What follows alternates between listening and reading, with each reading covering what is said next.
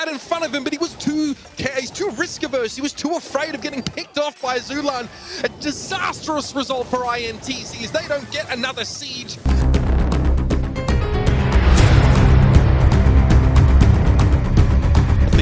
Eventually, of course, it was Zulan chipping in and helping out in that head-to-head with the Piper play through mid, and here we go. Zulan going to be on the Leon. The lollipop is dropped, and it's going to be the Pam, Max, and BB look for INTZ. And this is what I was kind of expecting to see, and I think this is a good strategy for INTZ, but it does not seem like it is wavering.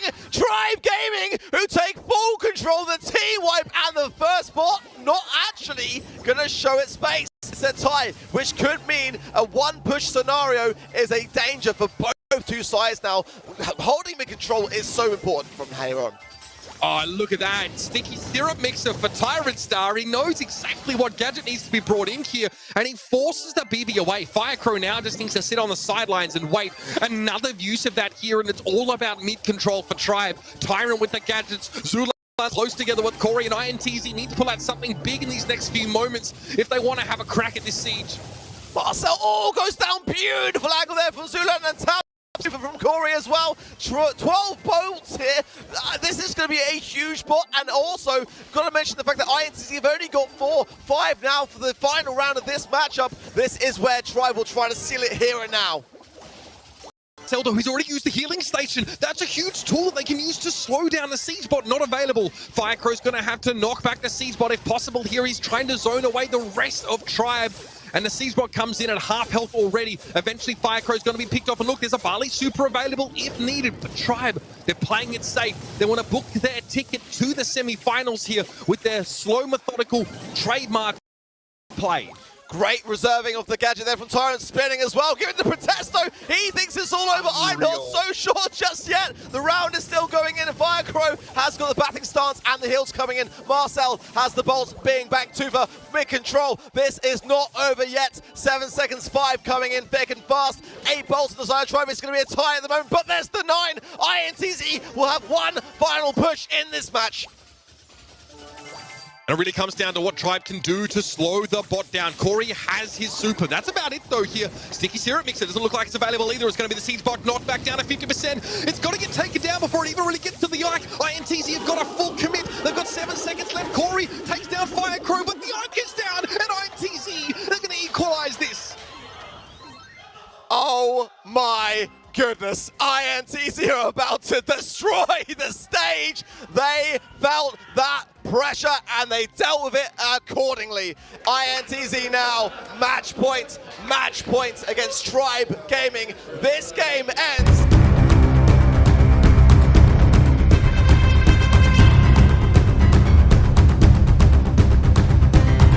This next round of Siege, my word, that Protester came a little bit too soon. All here, they've got to do some serious work. Great dodge there with the super. Marcel's dodge there was honestly unreal. The timing of that jump, crazy. But I think Tribe there turned their back on the ball for a little bit too long. That was a ton of damage for such a small amount there. Terrible, realistically, but they got the mid-control back now. 5 bolts, though, 6 now with INTZ.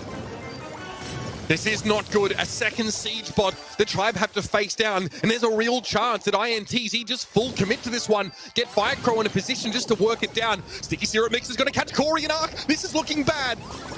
Oh, the bot now is going to be connected with the Ike, and Corey with the pipe. It's going to desperation jump realistically there. Firecrow coming into it. That is it. INTZ erupt in the arena. Tribe Gaming's journey will end here.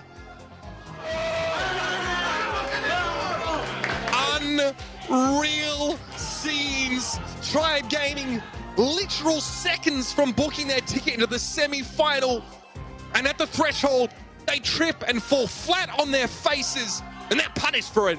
INTZ see the disrespect, they see the protesto, they turn around in the 3rd round.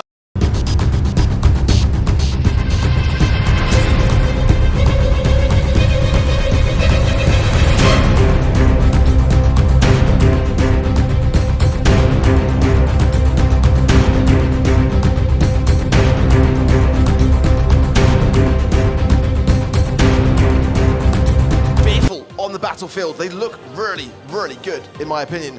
For heist then, bridge too far, and a draft coming in, the bands being the Piper, the Mo, and the Kenji. On the side of Humble, the Pioneers, the Lola, the Chuck, and the Melody.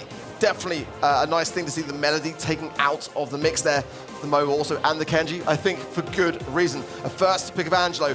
I hate this brawler on this map. It's just a nightmare to deal with. So the fact that that has slipped through is definitely a worrisome thing, followed up by the Amber of Pioneers, which we saw a little bit yesterday on this very place, but it just didn't really kind of bring in the goods. I'm so glad you expanded on hating Angelo, because I was like, what do you mean you hate Angelo? He's probably one of the best brawlers on the map. But yeah, it is extremely annoying. That, however, is not something I would have expected to see on a bridge too far. Kit, what is he thinking? NA, bro, NA.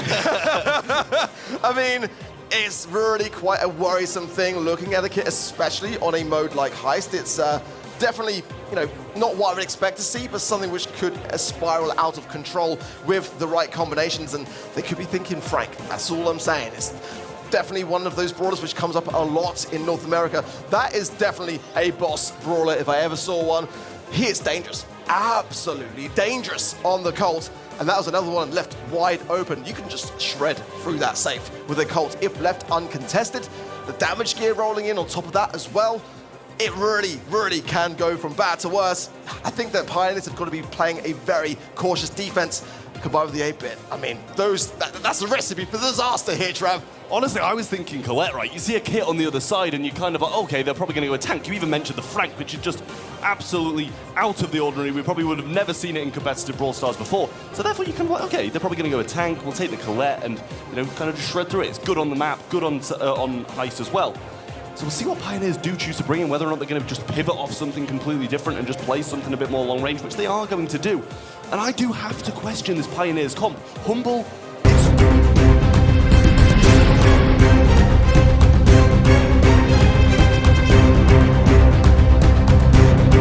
don't know, it's probably my least favorite brawler to be seen in this draft.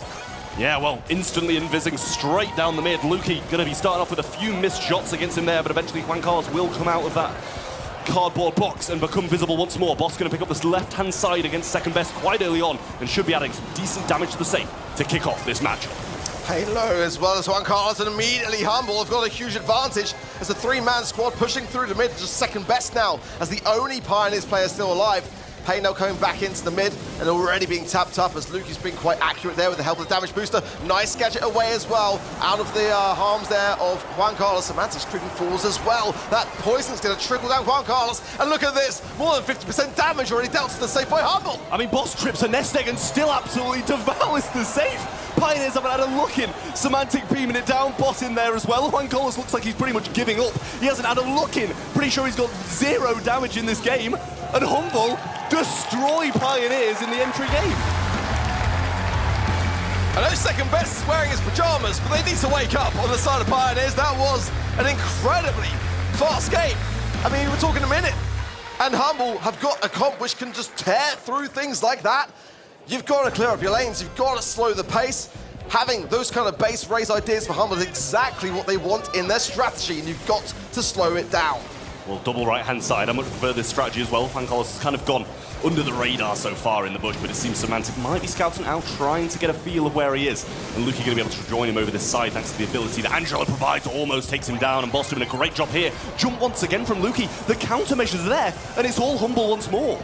Juan Carlos there, just a sitting duck effectively here. Lukey trying to find a second inversion. Lukey comes out on top, gets the super forward as well, and gets some quick kills popping there. The nest egg is going to help out considerably to allow Boss to now come through that left-hand side, and Semantic is a rock on that right-hand side. That additional movement as well of the back of the star power really enabling him to be able to juke a lot of those shots. Well, the bell bounces off the 8-bit turret, will clean up this mid and give Kane a bit of a pathway through.